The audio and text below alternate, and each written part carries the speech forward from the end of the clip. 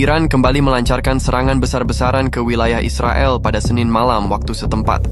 Serangan ini menggunakan puluhan rudal balistik jenis beranak yang dilaporkan memiliki sistem pemisahan hulu ledak dan daya jangkau akurasi tinggi. Serangan tersebut langsung menghantam beberapa sasaran strategis, termasuk pangkalan militer, markas pertahanan, dan infrastruktur penting Israel di wilayah tengah dan selatan negara itu. Kementerian Pertahanan Israel dalam pernyataan singkat mengonfirmasi bahwa sistem pertahanan udara Israel sempat melakukan intersepsi terhadap beberapa rudal, namun volume dan kecepatan tembakan yang diluncurkan Iran melebihi kapasitas maksimal sistem Iron Dome dan David Sling. Kami menghadapi serangan rudal berjenjang dengan presisi tinggi. Beberapa di antaranya berhasil menembus pertahanan dan menyebabkan kerusakan berat. Demikian pernyataan resmi dari militer Israel. Ledakan terdengar di berbagai kota besar, termasuk Tel Aviv, Be'er-Sheva, dan Ashkelon. Warga dilaporkan sempat panik dan berhamburan ke tempat perlindungan bawah tanah. Sirene serangan udara aktif selama hampir 45 menit tanpa henti. Tayangan langsung dari televisi lokal menunjukkan kobaran api besar di sejumlah titik yang diyakini merupakan lokasi jatuhnya rudal. Menurut pantauan militer Israel, sedikitnya 68 rudal balistik diluncurkan secara serentak dari wilayah Iran. Beberapa di antaranya membawa hulu ledak ganda yang menyebar secara otomatis di fase terminal penerbangan. Rudal-rudal tersebut juga dilaporkan menggunakan sistem navigasi canggih berbasis INS dan GLONASS yang menyulitkan radar pertahanan Israel untuk mengantisipasi pola lintasan secara akurat. Pihak Iran tidak memberikan komentar resmi hingga berita ini diturunkan, namun siaran televisi pemerintah Iran menunjukkan cuplikan peluncuran rudal dari berbagai lokasi.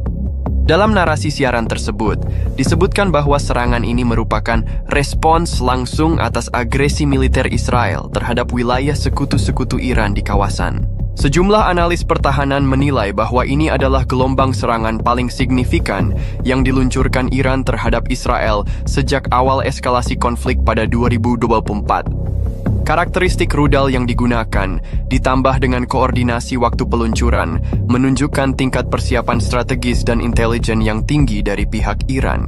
Sementara itu, Gedung Putih dan sejumlah negara Eropa menyatakan keprihatinan mendalam dan menyerukan deeskalasi segera. Namun belum ada pernyataan tegas dari Washington terkait apakah serangan ini akan mendorong perubahan posisi militer Amerika Serikat di kawasan. Serangan ini dipastikan membuka babak baru dalam konflik Timur Tengah yang sudah berlangsung lebih dari setahun. Informasi lebih lanjut mengenai dampak korban dan kerusakan infrastruktur masih dalam proses pendataan oleh pihak Israel. Serangan rudal besar-besaran Iran tidak hanya menghantam fasilitas militer dan infrastruktur penting Israel, tetapi juga menargetkan figur strategis dalam pemerintahan Israel. Kementerian Pertahanan Israel mengonfirmasi bahwa Menteri Pertahanan Yoav Gallant dinyatakan tewas setelah konvoi kendaraannya dihantam langsung oleh salah satu rudal beranak yang berhasil menembus pertahanan udara saat berada di kawasan selatan Tel Aviv. Peristiwa tersebut terjadi sekitar pukul 21.42 waktu setempat, ketika Gallant sedang dalam perjalanan menuju ruang komando darurat di bawah markas besar militer Israel.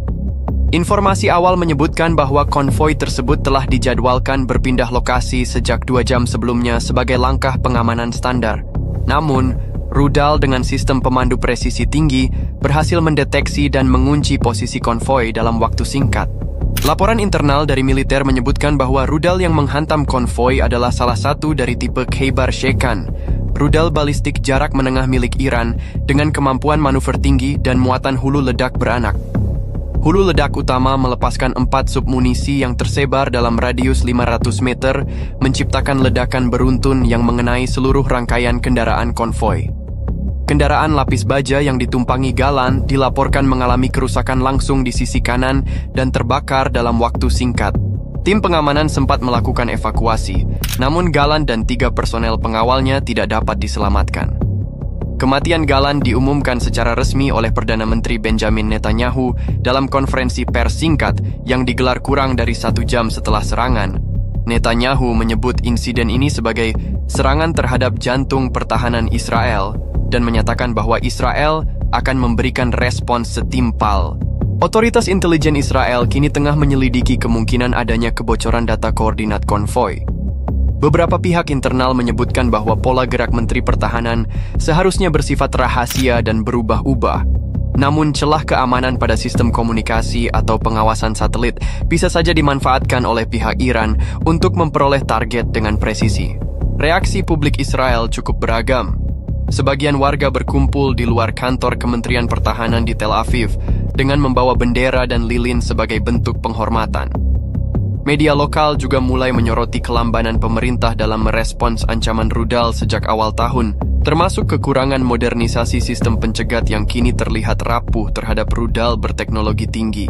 Di tingkat militer, kematian Gallant dipandang sebagai kehilangan besar. Ia dikenal sebagai salah satu tokoh militer yang paling berpengalaman, dengan rekam jejak panjang dalam operasi-operasi penting di Gaza dan Lebanon. Pemakaman kenegaraan dijadwalkan akan digelar dalam waktu 24 jam ke depan dan diperkirakan akan dihadiri oleh jajaran pejabat tinggi serta utusan asing. Hingga berita ini diturunkan, sistem pertahanan Israel masih siaga penuh. Angkatan udara dikerahkan ke berbagai wilayah strategis dan sebagian pangkalan militer telah memindahkan operasional ke fasilitas bawah tanah.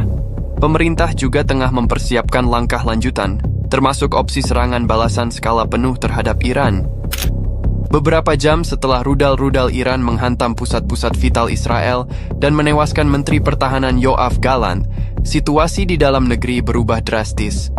Pemerintah Israel langsung mengaktifkan status darurat nasional dan menggelar rapat kabinet terbatas yang berlangsung secara tertutup di ruang bawah tanah Kementerian Pertahanan. Sumber internal menyebutkan bahwa seluruh pimpinan sektor keamanan, pertahanan, dan diplomasi Israel hadir dalam sidang tersebut. Perdana Menteri Benjamin Netanyahu memimpin langsung pertemuan yang disebut berlangsung tegang, dengan fokus utama membahas kemungkinan respon militer langsung terhadap Iran, serta penilaian ulang total terhadap kesiapan sistem pertahanan domestik. Di sisi lain, kondisi di Tel Aviv dan kota-kota besar lainnya masih dalam status siaga tinggi. Aktivitas sipil dihentikan total, seluruh sekolah, kantor, dan transportasi publik diberhentikan. Banyak warga dilaporkan memilih untuk tetap berada di tempat perlindungan bawah tanah atau ruang-ruang aman yang disediakan pemerintah. Pihak kepolisian menambah personel di berbagai titik untuk mencegah kepanikan massal, meskipun laporan kepadatan dan kekacauan sempat terjadi di beberapa rumah sakit dan pom bensin. Pusat medis utama seperti Sheba Medical Center dan Ichilov Hospital telah menerima ratusan korban luka akibat serangan. Petugas medis melaporkan bahwa banyak korban mengalami cedera akibat pecahan logam dan ledakan sekunder. Beberapa di antaranya dalam kondisi kritis, termasuk 2 anak yang berada dekat lokasi jatuhnya rudal di wilayah Rishon LeZion. Dalam siaran langsung yang disiarkan dari Pusat Komando Nasional, Perdana Menteri Netanyahu mengatakan, "Kami diserang secara langsung dan konsekuensi dari tindakan ini akan dirasakan musuh kami. Kami tidak akan tinggal diam." Netanyahu juga menekankan bahwa Israel masih memiliki kemampuan ofensif penuh dan tidak akan menunda respons militer. Sementara itu, oposisi politik di parlemen mulai mempertanyakan efektivitas sistem pertahanan dan intelijen negara.